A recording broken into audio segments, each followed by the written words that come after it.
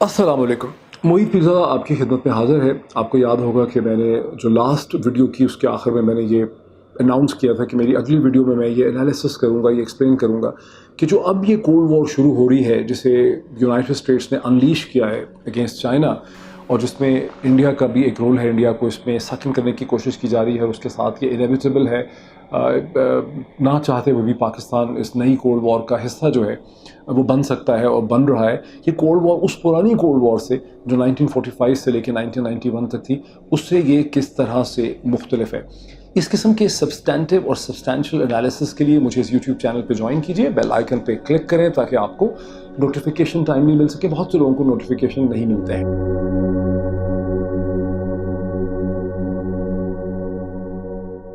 पहले तो हमें ये देखने की ज़रूरत है कि जो पुरानी कोल्ड वॉर है, जिसे सेकेंड वर्ल्ड वॉर के बाद जो शुरू होती है, वो कोल्ड वॉर है क्या। ये कोल्ड वॉर उस वक्त शुरू होती है जब अमेरिका के उस वक्त के सदर हैरी एस ट्रूमन जो हैं वो मार्च 1947 में अमेरिका की कांग्रेस के सामने एक फॉरेन पॉलिसी पैराडाइम या फॉरेन पॉलिसी पोजीशन रखते हैं, डॉक्ट्राइन रखते हैं, और वो ये कहते हैं कि हमें कम्युनिस्ट चाइना की जियो पोलिटिकल और जियो स्ट्रेटिजिक जो एक्सपेंशन है, उसका जो इन्फ्लुएंस है, उसे हमें कंटेन करना है। और लेकिन वो टर्म जो है कोल्ड वॉर की, उसे अमेरिकन प्रेसिडेंट या अमेरिकन एस्टैब्लिशमेंट या अमेरिकन कांग्रेस इस्तेमाल नहीं करती, अमेरिकन मीडिया इस्तेमाल करता है। ये जो कोल्ड वॉर की टर्म है, इसे 1945 में मशहूर ज़माना इंतहाई प्रोमिनेंट मारूफ बरतानवी मुसन्निफ जॉर्ज ऑरवेल, जिनके नाम से आप में से बहुत से लोग उनकी किताबों से वाकिफ़ हैं, 1984, एनिमल फॉर्म, वो अपने एसेज में, फॉर इंस्टेंस उनका एक मशहूर एसे है 1945 का यू एन एटॉमिक बॉम्ब, जो बरतानिया में एक पब्लिकेशन ट्रिब्यून जो है उसमें अक्टूबर 1945 में पब्लिश होता है। और उसके बाद कई एसेज के अंदर वो ये टर्म जो है इस्तेमाल करते हैं कोल्ड वॉर की, और फिर ये कोल्ड वॉर की टर्म को अमेरिकन मीडिया पिक कर लेता है। बहरहाल जो पहला पैराडाइम है, डॉक्ट्राइन है मार्च 1947 का, उसे एक्सपैंड किया जाता है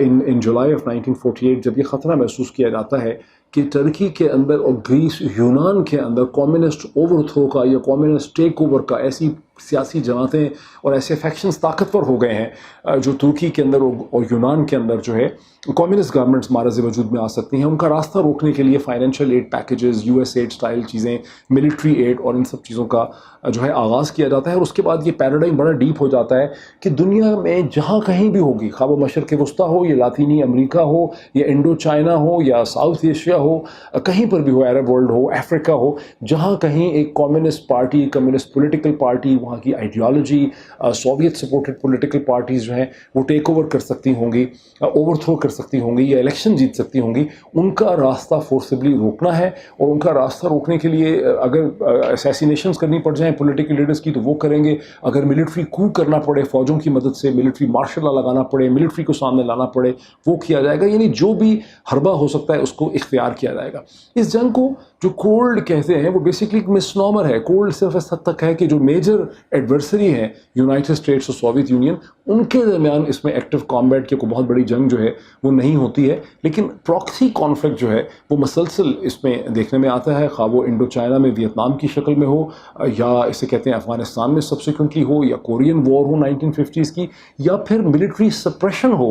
जैसा कि इंडोनेशिया में कहते हैं कि 1 मिलियन 10 लाख लोगों को एक मिलिट्री सप्रेशन के ज़रिए, मिलिट्री एक्शन के ज़रिए, जनरल सोहार्तो के मिलिट्री एक्शन के ज़रिए मारा गया। और थ्रू आउट मशरक़ वस्ता में, कभी इराक़ में, कभी सीरिया में, कभी ईरान में इसी टैक्टिक को यूज़ किया गया। और ग़ालिबन इसका सबसे ज़्यादा जो भरपूर, इंतहाई सफ़ाकाना, इंतहाई ज़ालिमाना जो इस्तेमाल हुआ है इस पैराडाइम का कोल्ड वॉर में, वो लातीनी अमेरिका में हुआ है। अमेरिका के अपने सेंट्रल अमेरिका में, साउथ अमेरिका के अंदर, जहाँ जो भी लेफ़्ट लीनिंग डेमोक्रेटिक मूवमेंट थी, पॉलिटिकल पार्टी थी, उसका सर कुचला गया है, इंटेलेक्चुअल्स को कत्ल किया गया है, पॉलिटिकल लीडर्स को असैसिनेट किया गया है। और सेंट्रल इंटेलिजेंस एजेंसी CIA को 50s, 60s, 70s में बाकायदा परमिशन थी कि वो कम्युनिस्ट लीडर्स को या लेफ़्ट लीनिंग लीडर्स को उनको असैसिनेट कर सकते थे। तो बल्कि इसका बहुत मशहूर 1970s में सैल्वाडोर एलेंडे, जो चिली के left leaning Marxist socialist elected government है, बहुत पॉपुलर गवर्नमेंट है,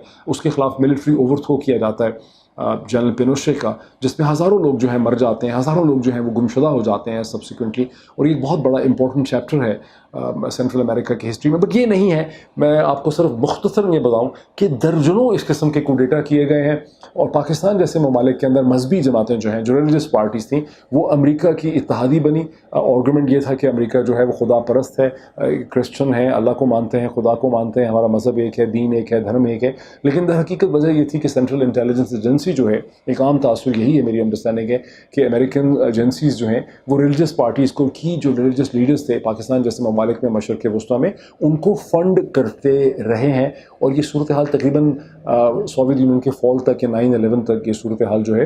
ये बरकरार रही है इसी सूरत में। लेकिन अब हम इससे थोड़ा सा आगे चलते हैं और अब असर हाज़िर में हम आ जाते हैं, क्योंकि वो जो पिछली कोल्ड वॉर है वो उसको ख़त्म होती है जब सोवियत यूनियन का कोलैप्स हो जाता है अफ़गानिस्तान की जंग के बाद 1991 में,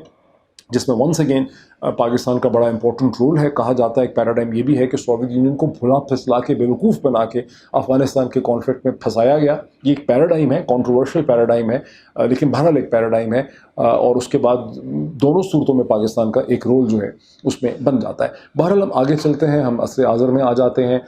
हम आ जाते हैं ईयर 2020 में, जब अब से सिर्फ 2 हफ्ते पहले मई 2020 के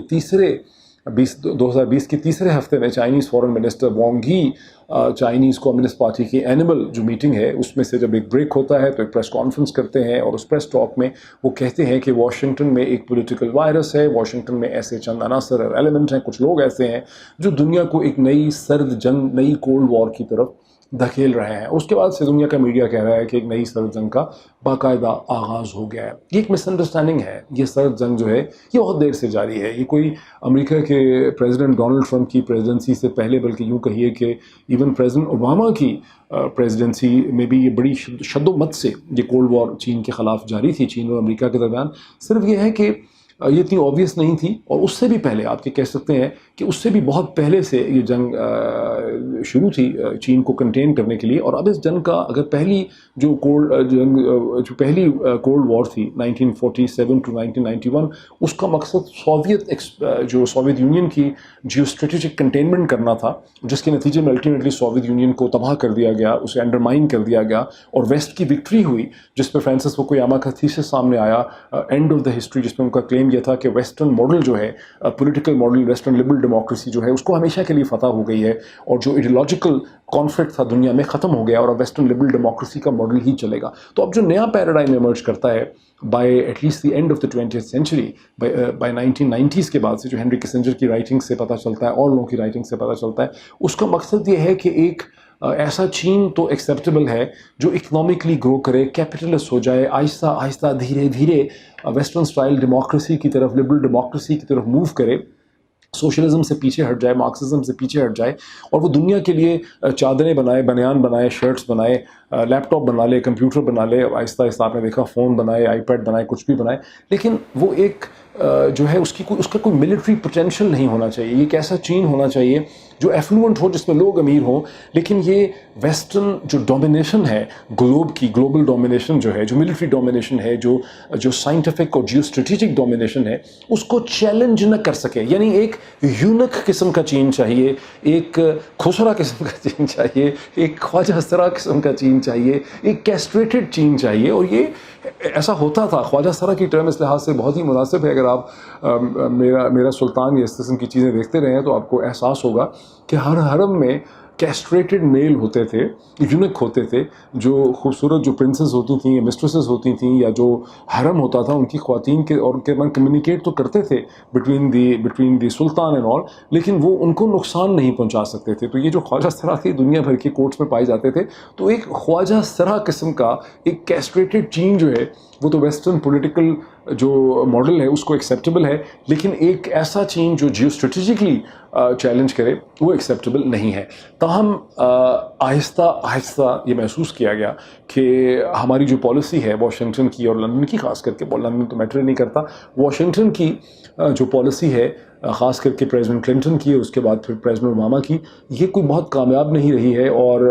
अमेरिका अपनी जंगों में भी ऐसा मशगूल रहा है 9/11 के बाद कि चीन को पीसफुल तरीके से बहुत ज़्यादा इकनॉमिकली ग्रो करने का मौका मिला है। जैसे कि आप जानते हैं कि इस वक्त चाइनीज़ इकॉनमी जो है वो $14 ट्रिलियन से ज़्यादा की है और अमेरिकन इकॉनमी जो कि 20-21 ट्रिलियन डॉलर की है। तो ये ख़तरा महसूस किया जाता है कि जैसे जैसे चाइनीज़ इकॉनमी और उसकी लिक्विडिटी में, उसकी एफ्लुएंस में इजाफा हो रहा है, और वैसे जैसे जैसे टेक्नोलॉजी ट्रांसफ़र हुआ है, इन द सेंस के एप्पल अपने आईफोन बना रहा है, अपने आईपैड बना रहा है, वहाँ फ़ोन बन रहे हैं, वहाँ कंप्यूटर्स बन रहे हैं, वहाँ डिफरेंट चीज़ें बन रही हैं, वैसे वैसे जो चाइनीज़ कंपनीज़ हैं वो टेक्नोलॉजिकली एम्पावर हो गई हैं। और उसका आपने मज़हर उस वक्त देखा जब अमेरिका ने बहुत ही फ्रस्ट्रेटेड तरीके से जो Chinese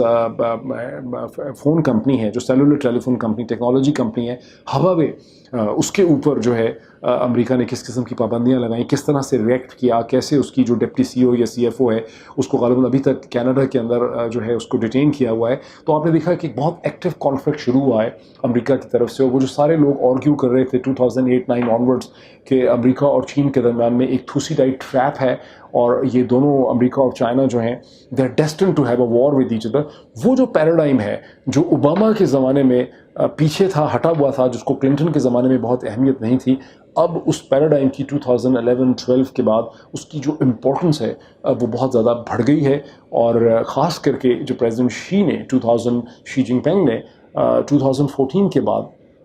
belt and road initiative का पैराडाइम प्रेजेंट किया, जब चाइनीज़ लिक्विडिटी को इस्तेमाल करने का कि हम चाइना की दुनिया भर को इंगेज कर लें through road and rail and sea links, Africa को, एशिया को, यूरोप तक जो है लिंक्स चले जाएं, रशिया से होते हुए चले जाएं, सेंट्रल एशिया से गुजरते हुए चले जाएं। तो उसके बाद जो ये रेजिस्टेंस का एलिमेंट है, जो खौफ का एलिमेंट है, जो इनसिक्योरिटी का एलिमेंट है वाशिंगटन में, लंदन में, ब्रसल्स में, वो बहुत ज़्यादा जो है बढ़ गया है। तो ये जो कोल्ड वॉर है जिसका जिक्र अभी किया जा रहा है, न्यू कोल्ड वॉर है, जिसका मकसद चीन को कंटेन करना है, वो जो है वो बहुत देर से शुरू हो चुकी हुई है। अब ये अपनी क्लाइमेक्स की तरफ, अपनी एपेक्स की तरफ इस वक्त बढ़ रही है, जिसके अब जो मेन एलिमेंट्स हैं मूविंग फॉरवर्ड में, वो मेन एलिमेंट्स आपके सामने रखता हूँ कि ये पुरानी कोल्ड वॉर से कैसे डिफरेंट है। पुरानी कोल्ड वॉर जो थी वो प्रॉक्सी कॉन्फ्लिक्ट की जंग थी, यानी प्रॉक्सी कॉन्फ्लिक्ट थे उसके अंदर, उसमें प्रॉक्सी स्टेट्स को,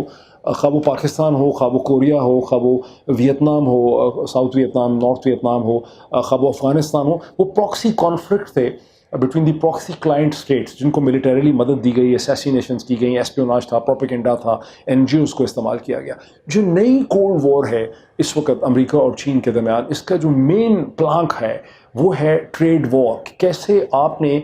इस तरह से चीज़ें मूव करनी है, यानी शतरंज की चेस बोर्ड के ऊपर, कि चीन की जो एक्सपोर्ट एबिलिटी है, उसकी जो एक्सपोर्ट मार्केट्स हैं, उसकी जो एबिलिटी है to manufacture things and to sell them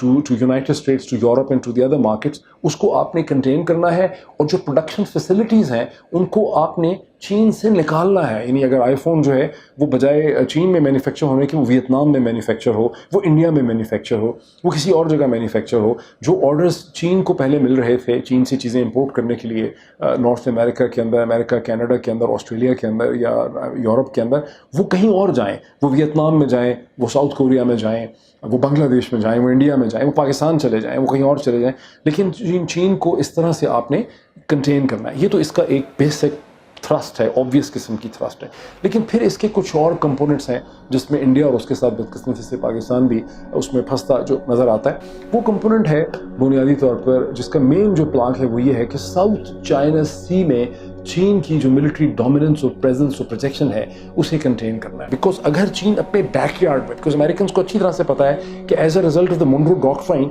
American continent को जब उन्होंने डोमिनेट किया तब वो एक major regional power and ultimately वो एक सुपर पावर की हैसियत से उन्होंने इमर्ज करना शुरू किया।